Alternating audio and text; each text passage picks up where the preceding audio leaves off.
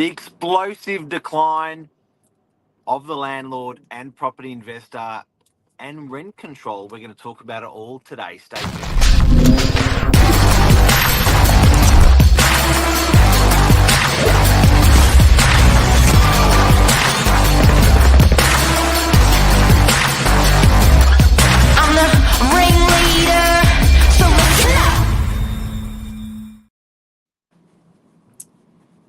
Good morning. Good morning, handsome. How are you? I'm good. How are you? Good, good. Guess what we're looking at? It looks like a chart there that's going up in the up direction. What does it say? Trend of Australian property investors selling investment properties. Wow. Triple the amount of landlords are selling today than they were 15 years ago. And the life of a landlord every single year gets harder and harder and harder and harder. Not one piece of relief for a landlord. Plenty of instruments have come through for the tenant. And now we're talking rent control. Yeah, wow. Big, yeah, it's a big topic at the moment as well. Considering the government policy or regulation places limits on how much properties can increase their rent or residential properties. So, very big, very big instrumental, important part of the whole process, isn't it, Mark? It's crazy. It's crazy. Now, if you're a landlord at the moment, just to piss you off a little bit more, the thresholds for land tax have now been frozen as voted in Parliament 90 days ago. So what's actually happened is a landlord can have a property, and generally, if it's a unit, it'll sit under the threshold. And if it's a house, it's generally is over the threshold. So you're due to pay land tax. Yeah. But the saving grace is the threshold was indexed. So, that threshold was like 850K 4 years ago. Then it went up to like 900K. Then it went up to 950K million. And now 1,050K. So what happens is that threshold kept moving. So, which it should, because property values are obviously going up as well. Yeah. It's relative. But our friends in government have now frozen that threshold at 1,050,000, which, just to give you an idea how that translates, when they introduced stamp duty used to be on the highest bracket paid for the wealthy and the lowest bracket paid for entry level into the market. So you're sort of paying a lot of percentage if you're in that higher price range, and you weren't paying much stamp duty if you're in the lower price range. But when they brought it in, they brought it in without indexing. So what actually happened was those figures froze, and now every single Australian now pays the highest percentile in those brackets for stamp duty, and they've just done the same thing with land tax. It's crazy, isn't it, to think that it's so one-sided. I thought they were supposed to be making it easier for people to own property, Mark. Absolutely. Josh, I've got to say, and for people who don't know out there, if you kill the farmer, they will stop producing crops. And our friends in government feel like they've got to help the developers, and they've got to introduce, the Minns government thinks they need to introduce more stock to the market.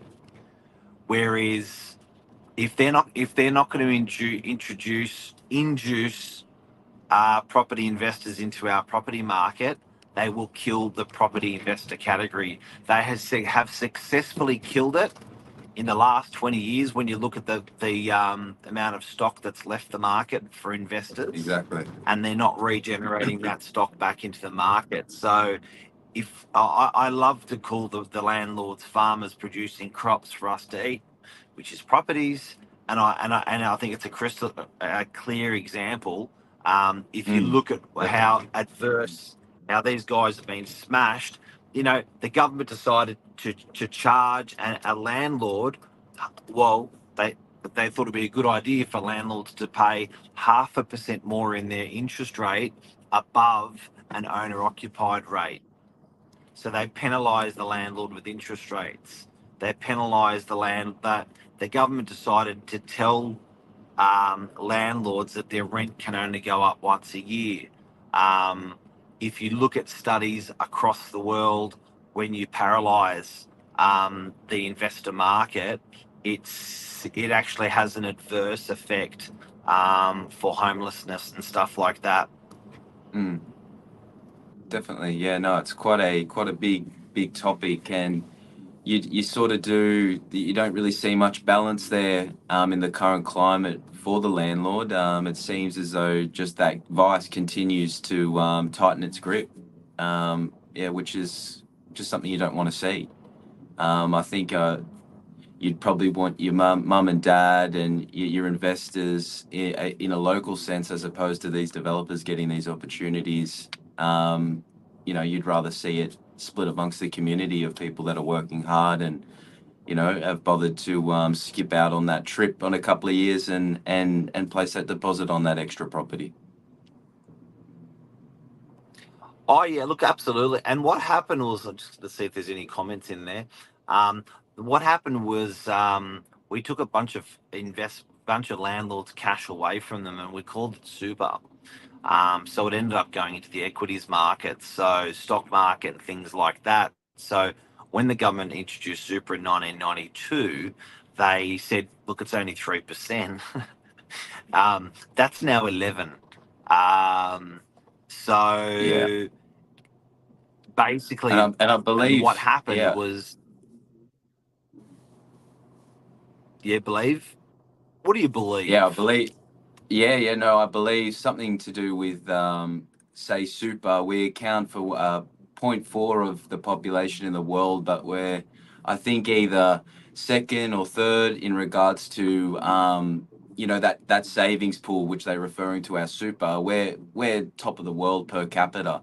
So if you take some of those stats in, and that was based on the old 9.5, so they continue to up it here. I mean, to what sort of advantage or success does that bring us? I get the whole idea of super, but is there other ways that they could make it, have a better effect on what it's for, rather than continue to just up a limit? Yeah, well, the mum and dad investors used to control their money, and they used to buy themselves an investment property. They held it for 5, 10, 20, 25 years. The mum and dad investors don't have that spare cash when 11%'s being sliced off. And furthermore, it's not enough to buy an investment property. Only up until now, it's becoming possible because it's getting fat enough. But to give you an idea, our superannuation and how big it is $3.5 trillion. It's bigger than the ASX stock market. People don't know where to invest the money institutionally because there's so much there. But again, it goes back to my point of killing the landlord and killing the investor. These guys must plant seeds. They must grow crops. They're farmers. These investors are farmers.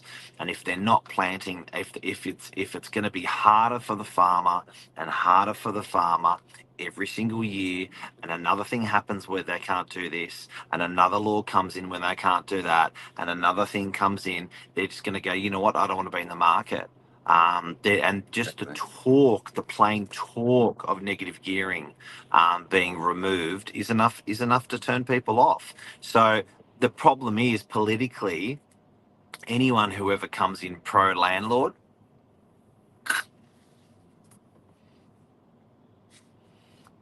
So any politician, there's been one politician in the last 25 years that's come in pro landlord. They didn't last long.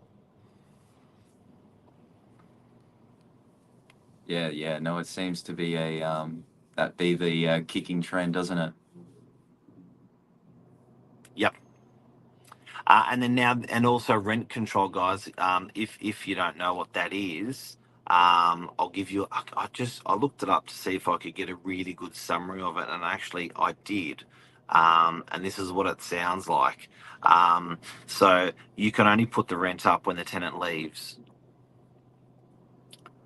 I don't know why I'd buy a rental property if that's the case. Well, you wouldn't want to keep your tenants around, which means more people are moving, and you know, it just becomes a revolving door of mess, really. Because if you're telling them the only way that expenses continue to increase as life goes on, but they can only increase to cover these costs by kicking tenants out and getting new ones in. Does that sound like a good plan to you, Mark? What if you can't get rid of them?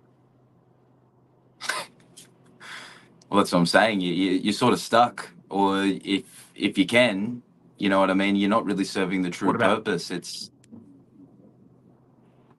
What about the type of rent control that you can't remove a tenant? It's quite bizarre that you own the property and you have no rights. Bizarre is a great word. Yeah. Bizarre is a great word because, and then countries that have introduced rent control.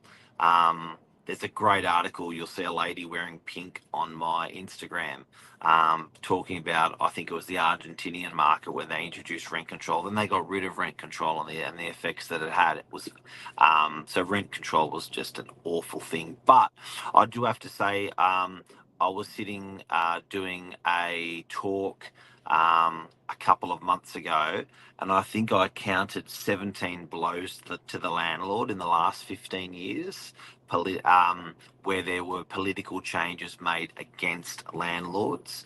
And then the trend is that less and less landlords have continued to own property. They've sold them, and less have continued to buy. They're not buying them. So, and that crossover effect where that happened, where a lot more people sold than when they bought was about 16 years ago. So, heads up. Definitely. What's Lisa got to say? Very true. Everyone's a loser with this. Tenants won't come out unscathed. Rents will skyrocket. Yep. And we don't want that either. So, because that's basically, as more and more landlords exit, those rents will go higher and higher.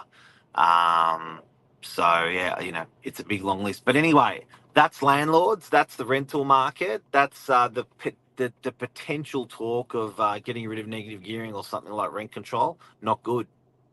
No, definitely not. Have a lovely day, sir. You too, mate. And to everyone else, have a lovely day. See you, Ron. See ya. Go the Penrith Panthers. Bye.